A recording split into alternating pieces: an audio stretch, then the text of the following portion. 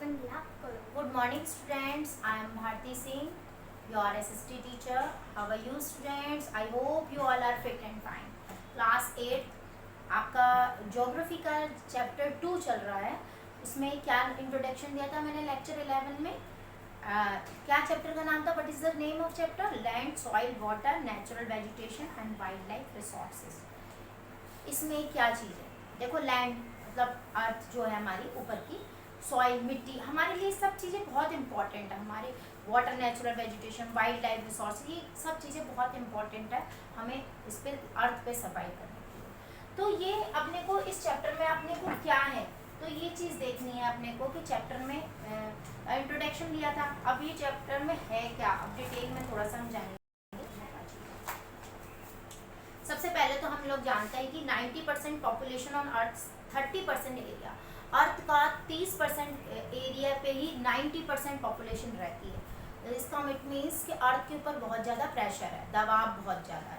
क्योंकि आपको पता है कि ज़्यादातर अर्थ का जो सरफेस है जो है वो वाटर से घिरा हुआ है, ओशन से घिरा हुआ है. और जहाँ पर मतलब कम स्पेस ही है, 30% स्पेस ही है जहाँ पे 2/3 जो है आपकी पॉपुलेशन वो रहती है. तो मतलब कि 30% एरिया में 90% पॉपुलेशन रहने पे अर्थ के ऊपर दबाव है. तो इसको जहाँ पर पॉपुलेशन रहती है, 30% एरिया में पॉपुलेशन रहती है, उसे बोलते हैं एक्यूमाइन. क्या बोलते हैं? एक्यूमाइन. ठीक है, जहाँ पे पॉपुलेशन रहती है. फिर 70% लैंड इज अनइनहैबिटेड, मतलब कि जो कि समान नहीं है, जो रहने के लिए ठीक नहीं है, मतलब रहने के लिए हमारे लिए एबल नहीं है. तो 70% लैंड तो इस टाइप की है. 30% total earth surface is land, only 30% ऐसा है जो कि लैंड है. इसमें कि क्या क्या आ जाता है 30% में? डेजर्ट आ जाता है आपका, है ना, रेगिस्तान आ जाता है, फॉरेस्ट जंगल आ जाते हैं, वाटर बॉडीज आ जाती हैं आपकी, प्लांट्स और रिवर्स आ जाती हैं. मतलब कि कुछ पार्ट ही है जिस पर अर्थ पे जो हम लोग रह रहे हैं. अब इसके बाद हम आगे जानेंगे कि भाई क्या क्या चीज़. एक तो सबसे पहले लैंड यूज़. लैंड यूज़ का मतलब है use of land for various purpose. हम लैंड का किस किस पर्पस से यूज़ कर सकते हैं, जैसे कि एग्रीकल्चर, खेती बाड़ी के लिए, फॉरेस्ट माइनिंग, खुदाई के लिए, बिल्डिंग हाउसेस, मतलब कि हाउसेस बनाने के लिए, रोड्स बनाने के लिए. तो मतलब लैंड का हमारे लिए क्या क्या यूज़ है, तो वो अलग अलग पर्पस है हमें लैंड यूज़ करने के लिए. फिर डिटरमाइंड बाय द फिजिकल चीज़ें जैसे सॉइल, क्लाइमेट, मिट्टी, जलवायु, है ना, water and human, population, technology factors. मतलब कि आप फिजिकल जो दिखते हैं हमें, तो ये सब चीज़ें भी बहुत ज़रूरी हैं. इनको हमें कंजर्व करना भी बहुत ज़रूरी है. मिट्टी को अच्छा रखना है, क्लाइमेट अच्छी रखनी है, वाटर को बचाना है. तो ये सब किसके द्वारा होगा? ह्यूमन के द्वारा होगा. और ये हमारे फैक्टर्स हैं. हमारे क्या है? फैक्टर्स. अब है लैंड क्या होती है? एक तो प्राइवेट लैंड भी हो सकती है और कम्युनिटी ऑन भी हो सकती है. प्राइवेट मतलब अपनी खुद की भी हो सकती है और पूरे समुदाय की भी हो सकती है. कॉमन प्रॉपर्टी रिसोर्सेज बताइए. कॉमन प्रॉपर्टी का मतलब भाई कोई गांव में है, सरकार ने कुआं खुदवाया है या ग्राम पंचायत ने कुआं, तो इस पे सभी पानी भरेंगे, तो मतलब ये कॉमन प्रॉपर्टी हो गई. मंदिर है, कॉमन प्रॉपर्टी हो गई. ठीक है, तो मतलब इसके लिए थ्रेट्स भी हैं, कुछ हमारे सामने समस्याएं भी हैं. Land degradation, landslide, soil erosion और डिसर्टिफिकेशन. मतलब कि लैंड डिग्रेडेशन मतलब क्या होता है? लैंड का खराब होना, मृदा अपरदन होना, मतलब मिट्टी का ऊपर से हटना. लैंडस्लाइड्स मतलब कि जमीन का भी ऊपर से खिसक जाना.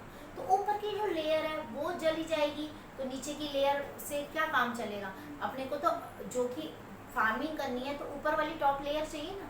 तो मतलब ये सब चीज़ों की हमारे सामने प्रॉब्लम्स आती हैं, तो इनको किस तरह से सॉर्ट आउट किया जाएगा, इनको किस तरह से हमें सॉल्यूशन ढूंढा जाए, तो हम इसके बारे में यहाँ बात कर रहे हैं. सबसे पहले लैंड कंजर्वेशन.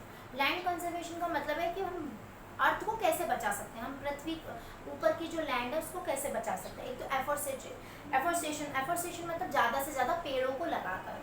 ज़्यादा से ज़्यादा पेड़ लगाएंगे तो जो पेड़ों की जड़ें हैं वो नीचे की मिट्टी को बांधे रखेंगी, और जिसकी वजह से क्या होगा, वो मिट्टी जो ऊपर की लेयर है वो रुकी रहेगी. ठीक है. लैंड रिक्लेमेशन मतलब दोबारा से दोबारा लैंड का और मिट्टी डाल कर उसको बनावट करना. और regulated use of chemical, pesticide और फर्टिलाइजर्स, और हमें केमिकल पेस्टिसाइड और फर्टिलाइजर्स का कम से कम यूज़ करना. चेक्स ऑन ओवरग्रेजिंग, और ओवरग्रेजिंग मतलब ऐसा नहीं कि जानवरों को खुले में छोड़ देना, जहाँ पर उनका पर्टिकुलर एरिया बना हुआ है वहीं पर ही ग्रेजिंग करवाना। फिर है लैंडस्लाइड को रोकना, मतलब कि पृथ्वी ऊपर की जो अर्थ की लेयर है उसको रोकना। फिर है mass movement of rock debris और earth down slow. Mass movement मतलब कि रॉक्स का गिरना, और जो बड़े बड़े डेब्रीज हैं मतलब कि मलबे के ढेर हैं उनको बचाना, उनको उनसे मतलब कि उसको हर एक चीज़ को इस चीज़ को रोकना। फिर है पंगी विलेज, यहाँ पर एक विलेज का नाम भी बताया, Pangi village near the Reckong Peo in the Kinnaur district में इस तरह की सिचुएशन देखी गई, जहाँ पर डैमेज टू हिंदुस्तान, जहाँ पे तिब्बत रोड पे है ये, और नेशनल हाईवे है 22, तो वहाँ पर भी इसी तरह के क्या हुआ, स्लाइडिंग हुई, मतलब स्लाइडिंग मतलब कि खिसकी जमीन, तो इस वजह से ये भी बहुत बड़ा नुकसान हुआ यहाँ पे, तो इसके बारे में भी बताया गया। तो इस तरह से हमारे को कितना नुकसान होना है, तो इसको बचाया कैसे जा सके। मिटिगेशन, मिटिगेशन में मतलब कि हमें ऐसे एरियाओं को मैपिंग कर लेनी चाहिए, हजार्ड मैपिंग, हजार्ड मैपिंग मतलब मैपिंग कर लेनी चाहिए जहाँ पे डेंजरस एरिया है। फिर डेटेंटेशन वॉल, जो जितने भी पर्वत हैं जो कि माउंटेन्स खिसकती हैं, जो रॉक्स खिसकते हैं, तो उनके आसपास जाली बांध देनी चाहिए, जाली बांध दी गई ताकि वो जो जितने भी रॉक्स हैं वो रुक जाए, वहीं पर रुक जाए। फिर इंक्रीज वेजिटेशन, ज़्यादा से ज़्यादा खेती करनी चाहिए। वेजिटेशन मतलब कि पेड़ पौधों को ज़्यादा से ज़्यादा लगाना चाहिए। सरफेस ड्रेनेज कंट्रोल वर्क, ताकि जो नीचे का ड्रेनेज कंट्रोल है, ड्रेनेज वर्क है, उसको कंट्रोल किया जा सके। फिर है सॉइल, सॉइल मतलब मिट्टी, मिट्टी का मतलब होती है जो सबसे ऊपर की लेयर होती है। Thin layer of graining substance covering earth, सबसे ऊपर की जो लेयर होती है उसको बोलते हैं टॉप सॉइल। यहाँ पर आपको सॉइल प्रोफाइल बता रखा है कि मिट्टी का क्या है, पेज नंबर 11 में इधर देखेंगे आप। देखो top soil with humus and vegetation, सबसे ऊपर टॉप सॉइल है जहाँ पर खेती की जाती है। इसके नीचे होती है सब सॉइल विथ सैंड, यहाँ पर सैंड, सिल्ट और क्ले मिट्टी पाई जाती है। वेदर रॉक मटीरियल, यहाँ पर वेदर रॉक्स का मटीरियल है। और फिर लास्ट में पैरेंट रॉक है, मतलब पैरेंट रॉक का ऐसे चट्टानें जो पानी को ऑब्जर्व कर सकती हैं या नहीं कर सकती। तो सॉइल प्रोफाइल है, इसके बेस पे हम मिट्टी को जान सकते हैं। फिर यहाँ पे बता रखा है, यहाँ पे मैंने आपको बताया। फिर है आपको नीचे इसी के बाद में ये सॉइल जो है किस चीज़ पे डिपेंड करती है। सॉइल सबसे पहले तो क्लाइमेट पे डिपेंड करती है, आपकी जलवायु कैसी, तो मिट्टी भी वहाँ की वैसे। फिर टाइम, क्लाइमेट में क्या आ जाएगा, टेम्परेचर, रेनफॉल, कितनी बारिश हो रही है, इन्फ्लुएंस रेट ऑफ वेदरिंग और ह्यूमस फॉर्मेशन, किस तरह का वहाँ पे ह्यूमस बनी हुई है। फिर टाइम आ जाएगा, determine thickness of soil profile, कि मतलब कि भाई कितनी मिट्टी की मोटाई कितनी है, उसके लिए टाइम का देखना। फिर है फ्लोरा एंड फना, मतलब कि फ्लोरा एंड फना में जिसमें पेड़ पौधे और जानवर दोनों चीज़ आ जाएंगी। जैसे माइक्रो ऑर्गेनिज्म में मतलब केचुआ हो गया जो कि मिट्टी को क्या करता है, अच्छा बनाता है, तो वो सब चीज़ें हमारी मिट्टी के लिए अच्छी हैं। और रिलीफ में एल्टीट्यूड मतलब ऊंचाई, कितनी ऊंचाई पर स्लोपिंग होनी चाहिए ताकि जो है आराम से पानी नीचे जा सके।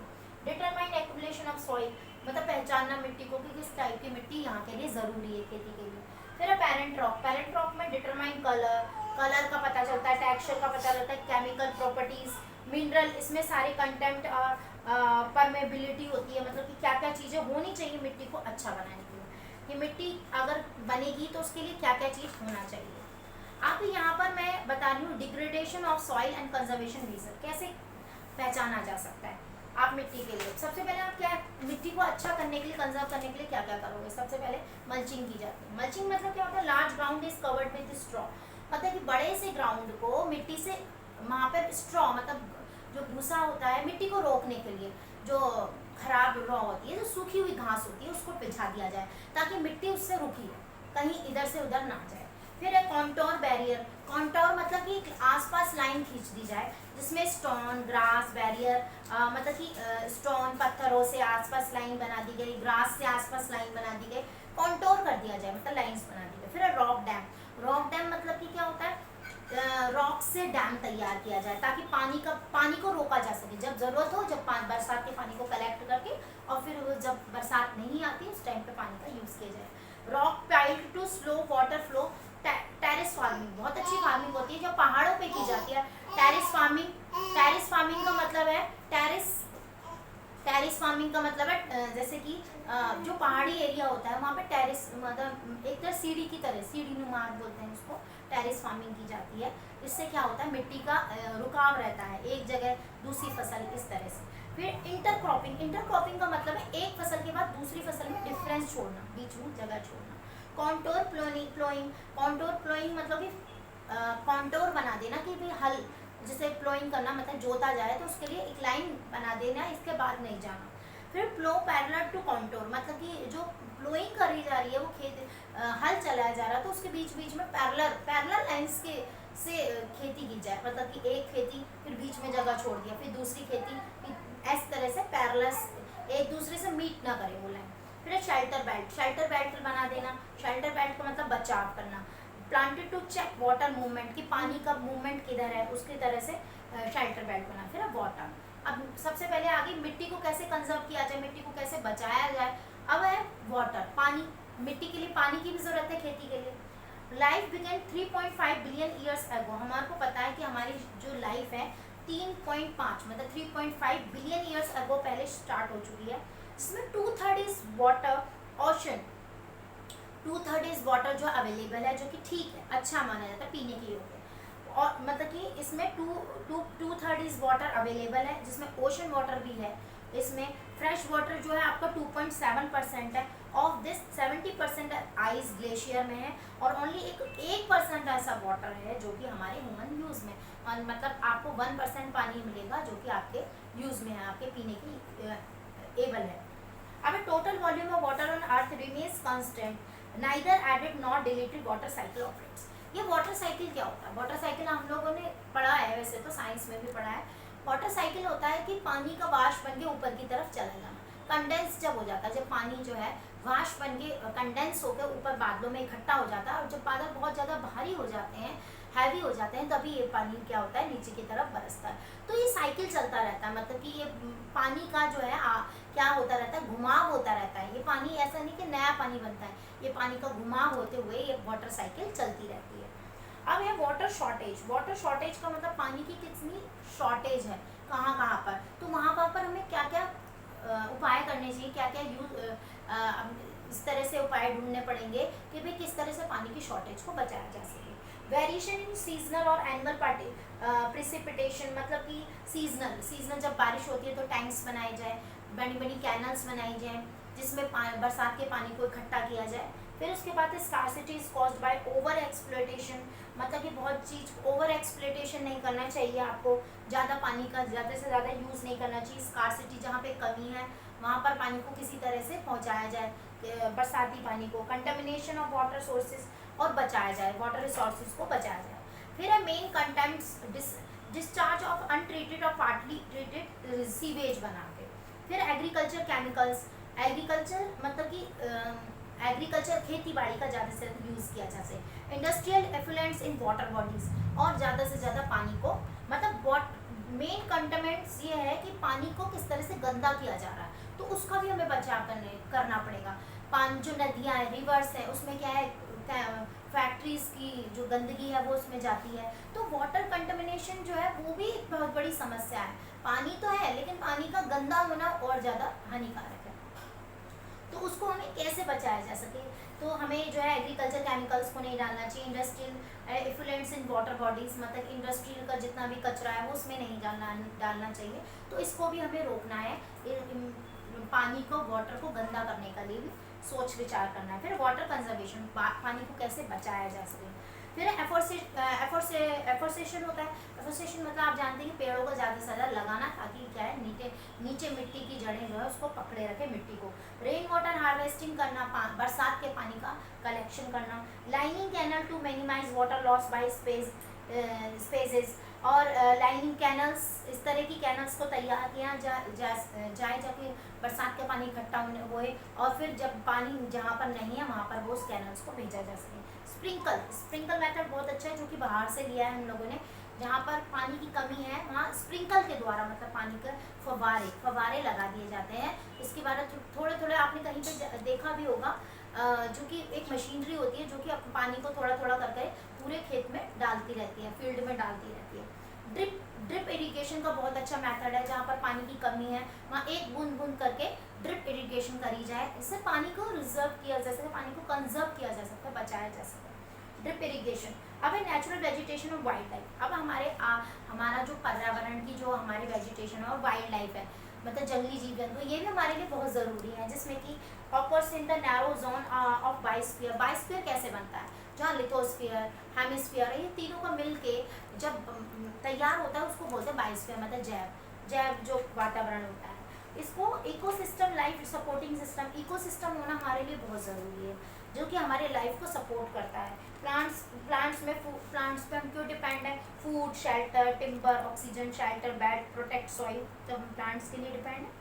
वाइल्ड लाइफ मतलब जंगल हमारे लिए क्यों इम्पोर्टेंट है। वाइल्ड लाइफ मतलब जो जानवर है, मिल्क है, हाइड है, वूल है, मीट है, ये सब चीज़ के लिए डिपेंड है। वल्चर होना बहुत जरूरी है, स्कैवेंजर होना बहुत जरूरी है, क्योंकि आसपास अपनी साफ सफाई रखने के लिए स्कैवेंजर का होना भी बहुत ज़रूरी है। हैवी रेन को बचाने के लिए अबेंडेंट ट्रीज, मतलब कि बड़े बड़े पेड़ों का लगा देना, आपस में आसपास बड़े बड़े पेड़ों को लगा देना, ताकि हैवी रेनफॉल से छोटे पेड़ पौधे बच सकें। ड्राई एरिया में जिसमें थॉर्नी और शॉप्स पाई जाती, कांटेदार पेड़ पाए जाते हैं, तो ये भी बहुत ज़रूरी है। फॉरेस्ट एवरग्रीन एंड डेसिडियस, मतलब फॉरेस्ट में आपको फॉरेस्ट में हर तरह के पेड़ मिलेंगे जो कि पूरे साल एवरग्रीन रहते हैं, और डेसिडियस मतलब कि एक साथ सब पेड़ों के पत्ते झड़ जाते हैं, और पतझड़ के टाइम पे वो सारे पेड़ क्या हो जाते हैं, पूरी तरह खाली हो जाते हैं, वो डेसिडियस होते हैं। अब एक्सटेंशन ऑफ नेचुरल रिसोर्सेज, हमें किस तरह से नेचुरल रिसोर्सेज को बचाना हमारे लिए बहुत ज़रूरी है, क्योंकि ये हमारे इन्वायरमेंट के लिए, हमारे इकोसिस्टम के लिए बहुत ज़रूरी है। तो हम इसके बारे में यहाँ पे पढ़ते हैं। पहले तो डिफॉरेस्टेशन, ठीक है, फिर सॉइल इरोजन, फिर कंस्ट्रक्शनल एक्टिविटीज़, फॉरेस्ट फायर्स और सुनामी, लैंडस्लाइड और पॉचिंग ऑफ एनिमल्स। ये सारे ऐसे फैक्टर्स हैं जिनको हमें नहीं करना, जिनको हमें रोकना है, ठीक है। पेड़ पौधों को काटना, सॉइल इरोजन, मृदा अपरदन को रोकना, ज़्यादा से ज़्यादा कंस्ट्रक्ट जो हम बिल्डिंग्स बनाए जा रहे हैं, जंगल को नहीं छोड़ रहे, तो वो एक्टिविटीज़ को कम करना। फॉरेस्ट फायर, जंगलों को नहीं जलाना है। सुनामी, इस तरह की एक्टिविटीज़ को रोकना है। लैंड स्लाइड होने से, लैंड का स्लाइड होने से उसको कम करना है। पॉचिंग ऑफ एनिमल्स, मतलब कि जो इम्पोर्टेंट जानवर हैं, जो जानवर छुप चुके हैं, मतलब विलुप्त हो चुके हैं, एक्सटिंक्ट हो चुके हैं, उनको बचाना है। पॉचिंग मतलब जो लोग इनको पकड़ते हैं तो उनके ऊपर भी कड़ा से कड़ा एक्शन लेना, ये होने से रोकना है। फिर conservation of natural vegetation wild life, इसलिए गवर्नमेंट ने और प्राइवेट ऐसी संस्थाएं जिन्होंने इसके ऊपर वर्क भी किया है, जिसमें नेशनल पार्क्स बनाए गए हैं। नेशनल पार्क किसके अंडर आता है, ये आपकी आपके जो सेंट्रल गवर्नमेंट है उसके अंडर आता है national park. Wild life sanctuaries private भी हो सकती हैं, गवर्नमेंट भी हो सकती हैं, जिसमें बायोस्फीयर रिजर्व भी हो सकता है। बायोस्फीयर मतलब वही बताया, जैव, जिसमें आपके लिथोस्फीयर, हेमिस्फीयर, तीनों लैंड्स मिलकर बनती है, तो बायोस्फीयर बनती है। फिर अवेयरनेस प्रोग्राम्स लाइक सोशल, लोगों के अंदर सोशल फॉरेस्ट्री को लेकर वन महोत्सव बनाया गया, मतलब लोगों के अंदर इस चीज़ के लिए अवेयर किया जाए कि आगे जाके हमें बहुत बड़ी प्रॉब्लम्स को फेस करना पड़ेगा, इसलिए हमें ऐसे प्रोग्राम्स तैयार करनी चाहिए जिससे लोगों के अंदर क्या आए, अवेयरनेस आए। Laws on trade and poaching of birds animals, अब इस तरह के कानून तैयार किए जाएं जिसमें जानवरों को और पक्षियों को मतलब क्या करा जाए, पॉचिंग होने से रोका जाए, मतलब कि उनका पकड़ के मारना, ये सब चीज़ें रोकी जाए। इंटरनेशनल कन्वेंशन है जिसमें sites, convention on the international trade in बनाया गया है, एक site CITES sites international convention बनाई गई है, जिसमें इंटरनेशनल ट्रेड इन अनडेंजर्ड स्पीसीज को रखा गया है, जो कि अब विलुप्त हो चुकी हैं, ऐसी स्पीसीज को बचाए जाने के लिए सिटीज़ तैयार की गई हैं, CITES तैयार किया गया है, जिसमें वाइल्ड लाइफ, वाइल्ड फौना और फ्लोरा, मतलब जीव जंतुओं और जो कि पेड़ पौधे हैं, फूल फलियार है, उनको बचाया जा सके। फिर जो साइट्स है वो क्या है चीज़ है, उसमें प्रॉफिट क्या है, उसमें निषेध क्या चीज़ का है, उसकी नहीं करना। ट्रेड और see if does not threaten the survival. 5000 animal species और 28,000 प्लांट्स स्पीसीज जो इसमें बताई गई हैं, जिनका बचाव किया गया है। 5000 एनिमल स्पीसीज को बचाया गया और 28,000 प्लांट स्पीसीज को भी बचाया गया। एग्जाम्पल के लिए बताया गया, जिसमें इसमें बियर्स हैं, उनको बचाया गया है, डॉल्फिन्स हैं, कैक्टी है, कॉरल्स है, ऑर्चिड्स हैं और एलोज, मतलब कि ये सब ऐसी वनस्पतियाँ हैं, वनस्पतियाँ और जीव जंतु हैं जिनको हमें बचाना ही है और इन्हें एक्सटिंक्ट होने से रोकना है। तो इस चैप्टर में हमारा पूरा फुल फ्लैज नॉलेज है कि हमारे को क्या नहीं करना चाहिए अपने इकोसिस्टम को बचाने के लिए, हमारे जो नेचुरल वेजिटेशन है उसको बरकरार रखने के लिए हमें क्या क्या नहीं करना है और क्या क्या करना है। तो ये सारे फैक्टर्स को हमें बचाना है, तो यही इस चैप्टर में है। तो पहले आप लोग इस चैप्टर को बहुत अच्छे से रीड करेंगे और आपको बहुत अच्छे अंडरस्टैंड होगा कि क्या क्या, मैंने आपको मेन टॉपिक्स क्लियर कर दिए कि क्या क्या चीज़ आपको करनी है, क्या क्या चीज़ें का इसमें मीनिंग निकल रहा है। तो आपको ये सारी चैप्टर के बारे में पता चल जाएगा। आप जब इस चैप्टर को, मैंने कहा है कि पहले आप चैप्टर पढ़ के रखेंगे, इसके बाद जब आप चैप्टर को मैं समझाती हूँ तो आपको अच्छे से समझ में आएगा चैप्टर। ठीक है, ओके बेटा। अब मैं आपको नेक्स्ट PDF भेजूंगी इसके क्वेश्चन आंसर, तो आपको एक बार इस चैप्टर को दोबारा again you have to read carefully, है ना। आपको बहुत अच्छा लगेगा और बहुत नॉलेज मिलेगी। So students, 8th class, thank you so much.